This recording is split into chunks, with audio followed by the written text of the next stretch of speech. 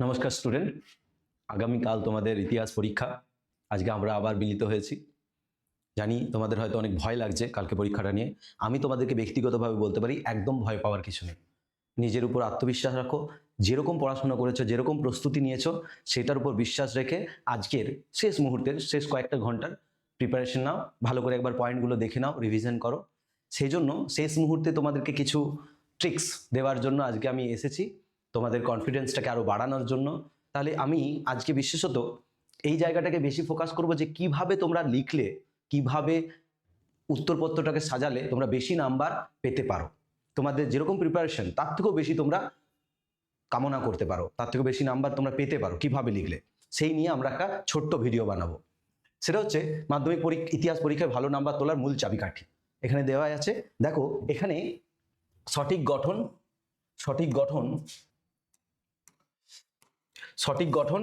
প্রাসঙ্গিক তথ্য, পরিষ্কার উপস্থাপনা, এই তিনটে জিনিসের উপর যদি তোমরা ফোকাস করো তাহলে কিন্তু অনায়াসেই তোমরা খুব সুন্দর এবং খুব ভালো নাম্বার পেতে পারো। ঠিক আছে, এরপরে আমি বিশেষ কোন কোন জায়গাগুলোতে ফোকাস করা দরকার, কোন কোন জায়গাগুলোকে মনে রাখা দরকার, সেই নিয়ে একটু আলোচনা করব। তারপর দেখো, প্রশ্ন ভালো করে বুঝে উত্তর লিখবে। প্রশ্নটা কি বলেছে, প্রশ্নতে কি চেয়েছে, সেইটা আগে বুঝে নাও ভালো করে। তোমাদেরকে প্রশ্ন দেখার জন্য যথেষ্ট সময় দেওয়া হয়, সেই সময় প্রশ্নটা দেখার সময়তেই তুমি মনে মনে একটা মানসিক প্রস্তুতি নিয়ে দাও যে এই পয়েন্টগুলো আমি এই উত্তরে লিখবো। ঠিক আছে, তাহলে প্রশ্নে কি চাওয়া হয়েছে লক্ষ্য করো, সেই অনুযায়ী প্রশ্নে যেভাবে চাওয়া হয়েছে সেরকম ব্যাখ্যা করো। যেরকম কারণ, ফলাফল, যদি সেরকম কিছু পয়েন্ট থাকে সেগুলো দেবে, উল্লেখ করো পয়েন্ট আকারে লিখবে। যে সোজা একদম প্রথম থেকে শেষ পর্যন্ত প্যারাগ্রাফের মতো, অনুচ্ছেদের মতো লিখে দিলাম, এরকম করবে না, পয়েন্ট করে লিখবে। ঠিক আছে, পয়েন্ট ধরো, পয়েন্টের নাম তোমার করা নেই, তুমি হয়তো অনুচ্ছেদ অনুযায়ী পড়েছো, তাহলে সেখানে তুমি এরকম ভাবে প্রথমত, দ্বিতীয়ত, এইভাবে পয়েন্ট করে লিখতে পারো। ঠিক আছে, এইভাবে পয়েন্ট করে লিখবে। যদি পয়েন্টের নাম দিয়ে তোমার হয়তো উত্তরটা রেডি করা নেই, তাহলে প্রথমত দ্বিতীয়ত করে লিখতে পারো, বা 1 2 3 এইরকম করে লিখবে। ঠিক আছে, কিন্তু পয়েন্ট করে লেখার চেষ্টা করো এবং বিশ্লেষণ করো, গভীরে গিয়ে কারণ ও পরিণতি দেখাবে। যদি বড় কোশ্চেন হয়, 8 বা 4 মার্কসের কোশ্চেন হয়, 4-এর কোশ্চেন হয়, তাহলে এই যে বিশ্লেষণ করার সময় একটু ডিটেলসে আলোচনা করবে। ঠিক আছে, তারপর সব উত্তরের গঠন বা স্ট্রাকচার রাখতে হবে। আদর্শ একটা ফরম্যাট ফলো করো। ফরম্যাটে কি থাকবে? ভূমিকা। অনেকেই কি করে, প্রথমেই প্রশ্নটা যেটা দিয়েছে সে অনুযায়ী উত্তর লিখতে শুরু করে দেয়, সরাসরি যে উত্তরে চলে আসে, সেটা না, এটা ভূমিকা তৈরি করো। ঠিক আছে, ভূমিকা, তারপরে মূল অংশ যেটা প্রশ্নতে চেয়েছে। ঠিক আছে, যেমন ধরো আমি উদাহরণ দিলাম, মহাবিদ্রোহের প্রকৃতি বা চরিত্র চেয়েছে, তাহলে প্রথমেই মহাবিদ্রোহের প্রকৃতি, চরিত্র বা কৃষক বিদ্রোহ বলা যায় কিনা, জাতীয় বিদ্রোহ বলা যায় কিনা, এখানে না এসে তার আগে একটা ভূমিকা লিখো, মহাবিদ্রোহ বা সিপাহী বিদ্রোহ নিয়ে, ছোট হোক কিন্তু অবশ্যই লেখো। তারপরে সেই মূল অংশ, সেখানে যে বিভিন্ন বিতর্ক, এটাকে কি বলা যায়, এবং লাস্টে উপসংহার যদি না লেখো মনে হবে যেন সেই ছোট গল্পের মতো হঠাৎ করে শেষ হয়ে গেল, এরকম না, এটা উপসংহার লেখো, যেখানে পরীক্ষকের মনে হবে যে এবারে উত্তরটা শেষ হলো। ঠিক আছে, সেখানে 2 কি 3টে সেন্টেন্সে হোক, 2 কি 3টে বাক্যে হোক, কিন্তু একটা উপসংহার অবশ্যই লিখবে। ঠিক আছে, এরপরে পয়েন্ট করে লেখো, যেটা আমি বলছিলাম যে সবসময় পয়েন্ট করে লেখার চেষ্টা করো। যদি পয়েন্টের নাম যদি মনে না থাকে, তাহলে প্রথমত, দ্বিতীয়ত বা 1 2 3 4 করে এভাবে লেখো। ঠিক আছে, পরীক্ষক পরিষ্কার উত্তর পছন্দ করেন। এই ক্ষেত্রে আমি বলে রাখি, যখন তুমি একটা উত্তর লিখছো, তখন হয়তো উত্তরটা কিছু, তুমি হয়তো সাল সেখানে উল্লেখ করছো, কোনো ঐতিহাসিকের নাম উল্লেখ করছো, বা কোনো একটা গুরুত্বপূর্ণ উদ্ধৃতি উল্লেখ করছো, তাহলে তুমি যদি নীল পেনে লেখো, তাহলে কালো পেনে সেখানে আন্ডারলাইন করবে, ঠিক আছে, আর যদি তুমি কালো পেনে লিখছো, তাহলে নীল পেনে আন্ডারলাইন করবে। তাতে কি হবে, পরীক্ষক সহজেই সেই জায়গাটাতে তার নজর পড়বে এবং তিনি সহজেই সেটাকে মূল্যায়ন করতে পারবেন যে এই পরীক্ষার্থী খুব ভালো লিখেছে। ঠিক আছে, সাল, ঐতিহাসিকের নাম বা কোনো উদ্ধৃতি, কোনো তথ্য, ভালো তথ্য দেওয়ার ক্ষেত্রে আন্ডারলাইন করবে। ঠিক আছে, এরপরে সাল, ঘটনা, নাম অবশ্যই ব্যবহার করবে। যদি সাল মনে থাকে, তাহলে সাল, ঘটনা, নাম এগুলো উল্লেখ করবে। যদি এগুলো দেওয়া না থাকে, তাহলে উত্তরটা কিন্তু যথাযথ হবে না। এই ক্ষেত্রে আমি তোমাদেরকে একটা ট্রিক্স বলে রাখি। যদি ধরো তোমার সাধারণ এরকম মনে না থাকার কোনো কারণে, ধরো 1857 খ্রিস্টাব্দে সিপাহী বিদ্রোহ হয়েছিল, তোমার মনে পড়ছে না, তখন তোমার মনে পড়ছে যে 19বিংশ শতকে দ্বিতীয়ার্ধে হয়েছিল, তখন এরকম লিখবে 19বিংশ শতকের দ্বিতীয়ার্ধে। ঠিক আছে, 19বিংশ শতাব্দীর বা শতকের দ্বিতীয়ার্ধে। তার মানে যে তোমার হয়তো বিশেষ সেই এক্স্যাক্টলি সালটা তোমার মনে নেই, কিন্তু সেই তুমি টাইম পিরিয়ডটাকে উল্লেখ করে দিলে, সময়কালটাকে উল্লেখ করে দিলে যে এই সময়ে এই ঘটনাটা হয়েছিল। এই ক্ষেত্রেও কিন্তু ঠিক আছে। যেমন ধরো ঐতিহাসিকদের ক্ষেত্রে কি হয়, ঐতিহাসিকদের নামটা তুমি পড়েছো কিন্তু সেই মুহূর্তে লেখার সময় তোমার মনে পড়ছে না, তুমি চেষ্টা করছো মনে করার কিন্তু মনে পড়ছে না, তখন তুমি লিখতে পারো জনৈক ঐতিহাসিক, এরকম লিখতে পারো। ঠিক আছে, জনৈক ঐতিহাসিক, তার মানেটা হচ্ছে তোমার, তুমি সেই উদ্ধৃতিটা জানো কিন্তু সেই মুহূর্তে ঐতিহাসিকের নামটা মনে পড়ছে না, সেই জন্য জনৈক ঐতিহাসিক এই কথাটি বলেছেন। ঠিক আছে, এরকম ভাবে তুমি উল্লেখ করতে পারো। তাহলে সাল, ঘটনা এবং নামগুলো উল্লেখ করবে, তাহলে কি হবে, উত্তরটা যথাযথ হবে এবং যিনি পরীক্ষার খাতা যিনি চেক করবেন, ঠিক আছে, নাম্বার দেবেন, তিনিও খুব খুশি হবেন। এছাড়া অপ্রয়োজনীয় গল্প লিখবে না, কোনো প্রয়োজন নেই অপ্রয়োজনীয় লেখার, যেহেতু এখনকার দিনের এইরকম মেনে দেওয়া আছে যে 7-8টি বাক্যে 4 মার্কসের উত্তর, 15-16টা বাক্যে 8 মার্কসের উত্তর, যদিও এই ক্ষেত্রে 10% রিল্যাক্সেশন দেওয়া হয়। ঠিক আছে, এরকম এক্স্যাক্টলি বাক্য বা সেন্টেন্সকে গোনা হয় না। ঠিক আছে, একটু বড় লিখলেও কোনো অসুবিধা নেই, তবুও অপ্রয়োজনীয় পাতা ভর্তি করার কোনো প্রয়োজন নেই। ঠিক আছে, যা প্রশ্নে চাওয়া হয়েছে তাই লেখো, ঘুরিয়ে ফিরিয়ে একই কথা লেখার প্রয়োজন নেই। একটা কথাই বারবার লিখে বা একটা বাক্যকে ঘুরিয়ে ফিরিয়ে লিখে সেটা সময় নষ্ট এবং পাতা ভর্তি করার প্রয়োজন নেই। যদি তুমি সঠিক উত্তরটা জানো, তাহলে যেটা জানো সেটাই সুন্দর করে গুছিয়ে লেখো।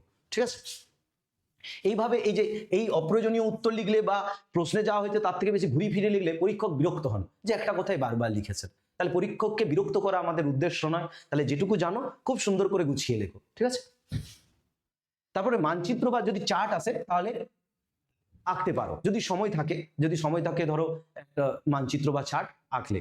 ঠিক আছে, তারপরে শেষ 10 মিনিটে চেক করো, লাস্টে 10-15 মিনিট সময় তুমি পুরো খাতার জন্য রাখো, তার আগে 10-15 মিনিট আগেই শেষ করে দেওয়ার চেষ্টা করো। তাই সেই সময় কি করবে, কোনো পয়েন্ট বাদ পড়েনি তো এইটা দেখবে, বানান ভুল হলে দেখবে, বা যদি তোমার কখনো সেই মুহূর্তে যদি ঐতিহাসিক নামটা মনে পড়ে যায়, সেই মুহূর্তে যদি সালটা মনে পড়ে যায়, তাহলে ওই জায়গাটা লিখে রাখো। সেই জন্য আমি বলবো প্রতিটা যখন উত্তর শেষ হবে, যদি ধরো তুমি উত্তরটা লিখে আসছো, এটা ধরো পাতা, পরীক্ষার পাতা হচ্ছে এটা। ঠিক আছে, একটা উত্তর তুমি 4 মার্কসের উত্তর লিখেছো, এরকম লিখে গেছো। ঠিক আছে, লিখতে এখানে শেষ হয়ে গেল, আবার পরের কোশ্চেনটা এখানেই শুরু করে দিও না, যে 2 নাম্বার দিয়ে এখানেই শুরু করো না, এটা তুমি ফাঁকা রাখবে, এই জায়গাটা ফাঁকা রাখবে, তার পরের পাতা দিয়ে শুরু করো।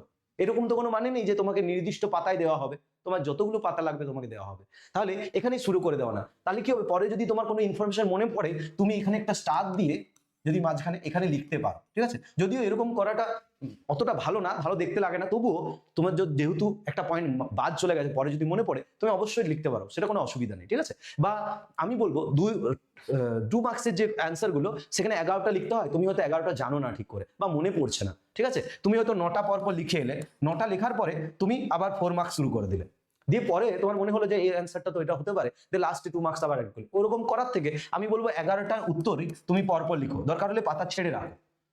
2 মার্কসের কোশ্চেন গুলো, 1 মার্কসের কোশ্চেন গুলো পরপর, 2 মার্কসের কোশ্চেন গুলো পরপর, তাতে কি হয়, যিনি পরীক্ষক খাতাটা দেখবেন তার সুবিধা হয়, উনি খুব খুশি হন যে ছেলেটা খুব সুন্দর করে লিখেছে এক জায়গায়। বারবার ওনাকে যদি খুঁজতে হয় 2 মার্কসের গুলো কোথায় লিখেছে, 4 মার্কস আবার এখানে লিখেছে, এটাতে বিরক্ত হন, তাহলে বিরক্ত করে দেওয়াটাই উদ্দেশ্য নয়। ঠিক আছে, এইভাবে সুন্দর করে লিখবে।